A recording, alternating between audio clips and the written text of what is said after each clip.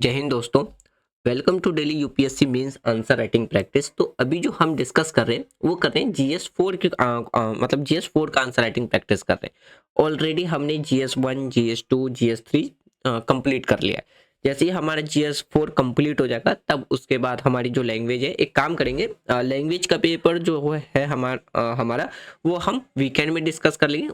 तो उसके बाद जो फिर हमारा जो डेली सीरीज चलेगा वो चलेगा 2025 की 2025 में जो यूपीएससी का जो एग्जाम होगा उसके प्रीलिम्स के लिए हम क्या करेंगे, डिस्कस करेंगे। और जो वीकेंड होगा यानी कि अगर हम संडे की बात करते हैं तो उसमें हम जो लैंग्वेज का पेपर होगा उसको डिस्कस कर लेंगे। ठीक है, इस तरीके से या जैसा आपको जैसा आप एडवाइस करोगे उसके हिसाब से हम कर लेंगे। तो देखिए, अगर हम क्वेश्चन नंबर सेकंड, आज हमारा क्वेश्चन नंबर सेकंड रहने वाला है जीएस 4 का। जीएस 1 में सॉरी, अगर हम जीएस 4 के क्वेश्चन नंबर फर्स्ट की बात करते हैं उसमें मतलब उसमें दो क्वेश्चन था। Question number 1A, question number 1B। उसी तरीके से आपको क्वेश्चन नंबर 2 में भी देखने को मिलेगा, क्वेश्चन नंबर 2 का A और B। आज हम A डिस्कस करेंगे, नेक्स्ट क्लास में हम B क्वेश्चन डिस्कस करेंगे। और इसमें जो ये क्वेश्चन आपको देखने को मिलेगा, ये जो रिसेंटली 2024 में यूपीएससी ने मेंस का एग्जाम कंडक्ट कराया था उसमें ये क्वेश्चन पूछा गया है। तो यहाँ पे हम जो अकॉर्डिंग टू क्वेश्चन भी डिस्कस करेंगे और इसके कुछ करंट एग्जाम्पल भी देखेंगे। क्वेश्चन पूछा गया है पीस के रिगार्डिंग में, यानी कि शांति के रिगार्डिंग में। ठीक है, देखिए क्वेश्चन क्या कह रहा है कि शांति के बारे में केवल बात करना ही पर्याप्त नहीं है, यानी कि हम अगर सिर्फ पीस की बात करते हैं तो सिर्फ केवल उतना ही नहीं होगा, इस पर विश्वास करना चाहिए और इस पर केवल विश्वास करना ही पर्याप्त नहीं है। मतलब ये आपको एक सेंटेंस के फॉर्म में दे रहा है कि पीस की बात करना ही केवल एक सिर्फ पीस की बात करने से ही कुछ नहीं होगा, या अगर हम इस पे पीस पे सिर्फ विश्वास करते हैं तो भी उससे भी कुछ नहीं होगा। इस पर कार्य करना चाहिए कि आज के टाइम पे ज़रूरत है वर्ल्ड लेवल पे कि हमें किसके लिए काम करना है, वर्ल्ड पीस के लिए काम करना है। जैसे अगर आप अभी एनालाइज करोगे, अगर आप आईआर की न्यूज़ को फॉलो करते हो, इंटरनेशनल रिलेशंस, इंटरनेशनल अगर न्यूज़ आप फॉलो करते हो तो आप देख लो आज के टाइम पे इजराइल कॉन्फ्लिक्ट में इन्वॉल्व है, रसिया कॉन्फ्लिक्ट में इन्वॉल्व है। तो आपको वर्ल्ड लेवल पे वेस्टर्न साइड पे आपको काफ़ी ज़्यादा क्या है, वॉर की कंडीशंस, कॉन्फ्लिक्ट की कंडीशंस आपको इन प्रेजेंट टाइम पे भी देखने को मिलेगा। अगर आप रसिया यूक्रेन की कॉन्फ्लिक्ट देख लो, 3 साल होने वाले हैं, 3 साल कंप्लीट हो चुके हैं इस वॉर को, अभी भी वॉर खत्म होने का नाम नहीं ले रहा। तो इस पर काम करने की भी क्या है, ज़रूरत है, ये स्टेटमेंट कह रहा है। तो आपको ये बताने कि वर्तमान में जो विकसित देश हैं यानी कि जो डेवलप्ड देश हैं में प्रमुख जो हथियार उद्योग है यानी कि जो वेपन इंडस्ट्रीज है वो दुनिया भर में अपनी सेल्फ यानी कि अपने स्वार्थ के लिए वो क्या कर रहे हैं, कई युद्धों को निरंतर करते रहते हैं, उस पर प्रभावित करते हैं, उसको प्रतिकूल प्रभाव उस पर डाल रहे हैं। आज के इंटरनेशनल, अगर हम अंतर्राष्ट्रीय क्षेत्र की बात करते हैं, निरंतर चल रही जो भी संघर्ष है उसको रोकने के लिए शक्तिशाली राष्ट्रों के नैतिक विचार पर उनके जो नैतिक विचार है वो क्या है, इस पर आपको आंसर लिखना था। तो इसमें देखिए जो हम पॉइंट डिस्कस करेंगे, इसमें हम मेनली 5 पॉइंट डिस्कस करेंगे। सबसे पहले ग्लोबल यानी कि promoting global peace over conflict. दूसरा हम डिस्कस करेंगे अकाउंटेबिलिटी इन आर्म्स ट्रेड।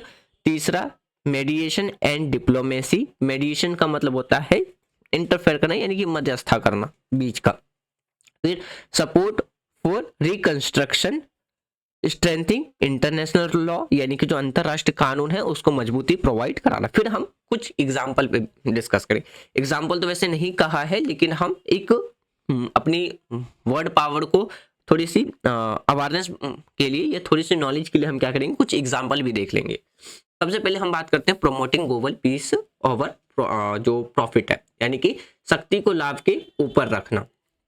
तो आज के टाइम पे आपको क्या है, जो देश है यानी कि जो नेशन है, नेशन को शक्ति को क्या है आज के टाइम में यानी कि पावर को प्राथमिकता दे, सॉरी शक्ति कह रहा हूँ, शांति पीस को क्या है पहली प्राथमिकता देनी होगी। यानी कि जो जो फर्स्ट प्रायोरिटीज है वो किसको देनी चाहिए आज के टाइम पे, पीस को यानी कि शांति को। लेकिन अगर हम बात करते हैं आज के टाइम पे जो वेस्टर्न कंट्री है वो जो वेपन्स होती हैं वो ज़्यादा सप्लाई करती हैं सिर्फ अपने ग्रीड को पूरा करने के लिए, अपने मतलब स्वार्थ के लिए। जैसे एग्जांपल के तौर पर अगर आप रसिया और यूक्रेन के क्राइसिस की बात करो तो यूक्रेन एक छोटा सा देश है, लेकिन और रसिया के मुकाबले अगर हम यूक्रेन की बात करें तो यूक्रेन के पास ना तो पावर थी, ना मिलिट्री था, ना वेपन था, लेकिन उसके बाद भी यूक्रेन क्या है, 3 साल से ज़्यादा हो गया दोनों के बीच में क्या चल रहा, वॉर चल रहा है। ये आपको देख क्यों, रीजन क्या है, क्योंकि यूक्रेन को पीछे से किसकी सपोर्ट मिल रही है, नाटो नेशंस की सपोर्ट मिल रही है।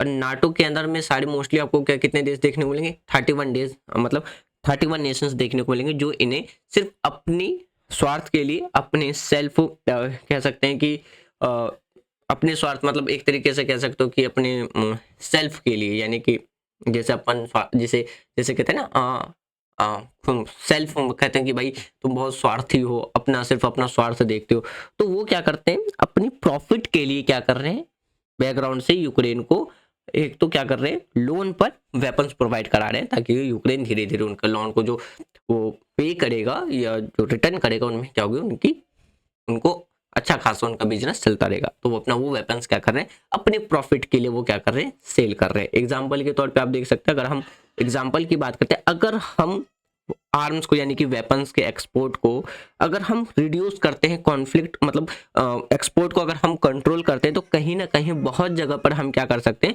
वायलेंस को हम रोक सकते हैं और पीस इस्टेब्लिश कर सकते हैं। अगर आप ऐसे भी देख सकते हैं, अगर मान लीजिए नाटो नेशन या वेस्टर्न कंट्री अगर यूक्रेन को वेपन्स प्रोवाइड नहीं कराता, तो क्या ये वॉर आज 3 साल से ज़्यादा चलती, नहीं चलती। कब को पीस मतलब कब की पीस इस्टेब्लिश हो चुकी होती। तो आप यहाँ से समझ सकते हैं, तो ज़रूरत है कि हम वर्ल्ड लेवल पे क्या करें, पीस को प्रमोट करें, ना कि अपने प्रॉफिट के लिए हम वेपन्स को बेचें। फिर आता है accountability in arms trade. Arms trade का मतलब होता है हथियार की व्यापार, मतलब हथियार का व्यापार करना। तो जैसे देखिए, अगर हम जो आर्म्स है उस पे हम क्या करते हैं, उसके एक्सपोर्ट पे अगर हम एक स्ट्रिक्ट लॉ, एक स्ट्रिक्ट पॉलिसी बना करके अगर लागू करते हैं, तो इससे क्या होगा कि जो इनोसेंट पीपल हैं, निर्दोष नागरिक हैं, उनके खिलाफ इसका यूज नहीं हो पाएगा। क्यों, क्योंकि वॉर के अंदर में क्या होता है कि सिर्फ आर्मीज या सोल्जर्स ही नहीं मरते हैं, बहुत से जो इनोसेंट पीपल्स होते हैं, सिविलियंस होते हैं, उनकी भी जाने जाती हैं। एग्जाम्पल के तौर पे आप समझिए, जब आपने वर्ल्ड हिस्ट्री में पढ़ा होगा first and second world war, तो उसमें जो करोड़ों लोगों की जो जाने गई थी, उसमें से अप्रोक्स 50 या 40 लाख से ज़्यादा क्या थे, इनोसेंट लोगों की क्या गई थी, जाने गई थी। अगर आप पढ़ोगे तो ओवरव्यू का जो मोटा मोटी डाटा है आपको ये देखने को मिलेगा। तो वॉर में सिर्फ सोल्जर्स या आर्मी ऑफिसर ही नहीं जाते हैं, इनोसेंट पीपल की भी डेथ होती है। तो हम इससे क्या कर सकते हैं, जो इनोसेंट पीपल की जो या इनोसेंट जो सिविलियंस की जो डेथ हो रही है, हम उसको क्या कर सकते हैं, कहीं ना कहीं रोक सकते हैं। जैसे अगर हम बात करते हैं जो यमन के अंदर में जो कॉन्फ्लिक्ट हो रहा है, तो उसमें आपको क्या देखने को मिलेगा, लार्ज स्केल पर जो आर्म्स है वो क्या किए जा रहे हैं, बेचे जा रहे हैं।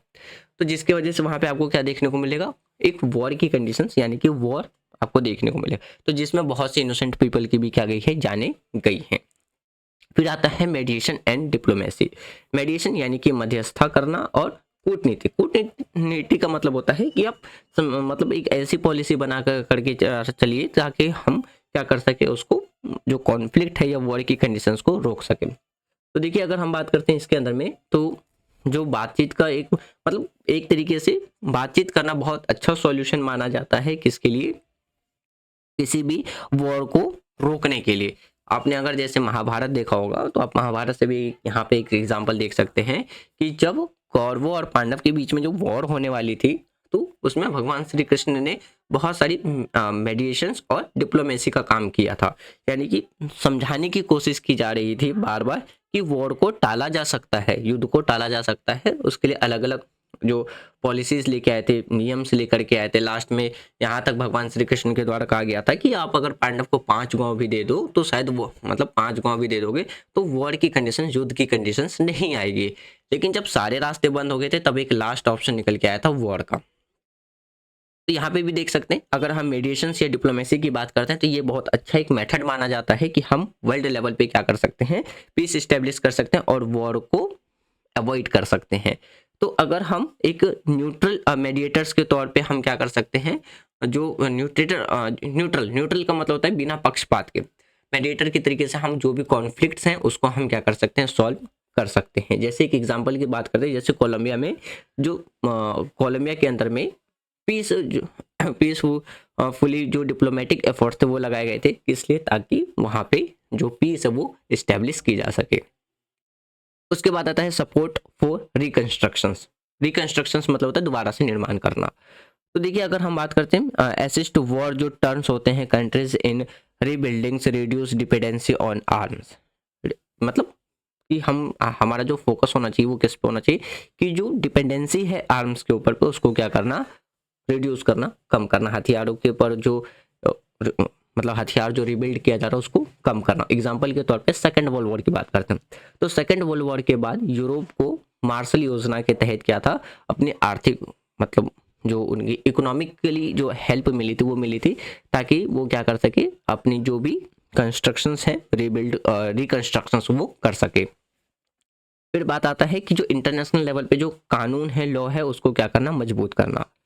तो जैसे कि अगर हम बात करते हैं आर्म्स ट्रेड, ठीक है, तो आर्म्स ट्रेड जैसे कि अगर हम बात करते हैं आर्म्स ट्रेड ट्रीटी, ये इंश्योर करता है कि जो भी एथिकल वेपन्स है इसका यूज़ किसके लिए होना चाहिए, लीगल आर्म्स प्रोफिकुलेशंस के लिए होना चाहिए ताकि हम इसको क्या कर सके, प्रिवेंट कर सके, सुनिश्चित कर सके। यानी कि आप ये समझिए कि जो आर्म्स ट्रेड ट्रीटी है जैसी जो इंटरनेशनल जो एग्रीमेंट है का पालन कर रहे हैं ताकि जो भी वेपन्स है उसका हम मॉरली तरीके से, एथिकली तरीके से हम उसको सुनिश्चित कर सके और जो वेपन्स है उसके फैलाव को यानी कि उसके एक्सपेंडेशंस को हम क्या कर सके, रोक सके। तो जो पावरफुल नेशंस है, शक्तिशाली जो देश है, उनका जो अगर बात करते हैं जो जितने भी जो पावरफुल नेशंस हैं वो अपने नैतिक नेतृत्व को क्या करते हैं, अपने सेल्फ यानी कि जो उनका अपना जो सेल्फ इंटरेस्ट होता है उसके लिए वो क्या करते हैं, ग्लोबल रिस्पॉन्सिबिलिटीज को वो भूल जाते हैं।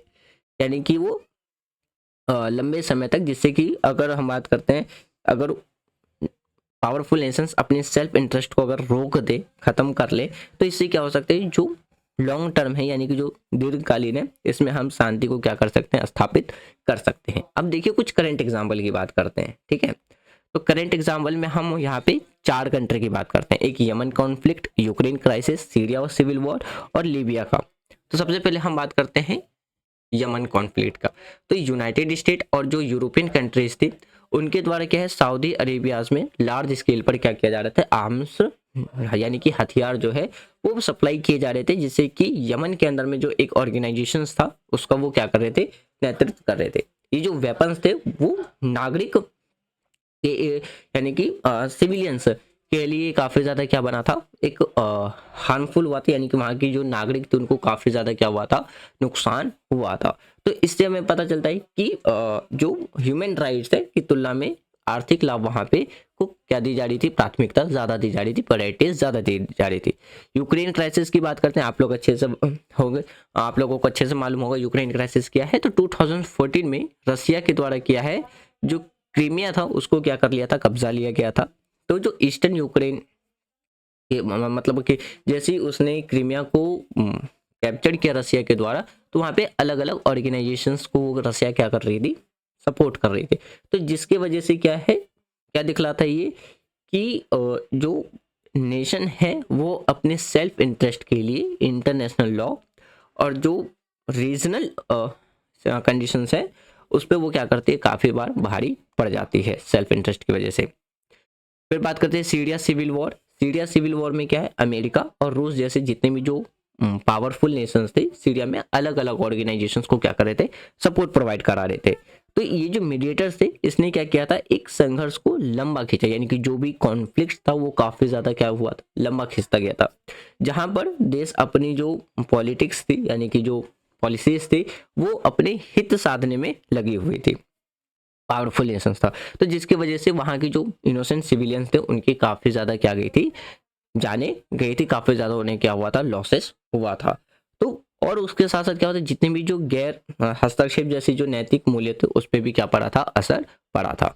उसके बाद हम लीबिया की बात करते हैं। लीबिया का जो जारी संघर्ष है, ऑनगोइंग जो कॉन्फ्लिक्ट है, ये आपको कैसे देखने को मिलेगा, 2011 में जो नाटो है, नाटो ने इंटरवेंशंस किया था। इंटरवेंशंस करने के बाद ही क्या है, किसके लिए, ताकि वहाँ पे क्या कर सके, जो मुयम्मर गद्दाफी है उनको क्या किया जा सके, उनको हटाया जा सके। तो इसके बाद लीबिया के अंदर में लगातार क्या है, जो अनस्टेबिलिटी है, इनस्टेबिलिटी वो क्या है, कंटिन्यूटी कंटिन्यूसली बनी रही थी।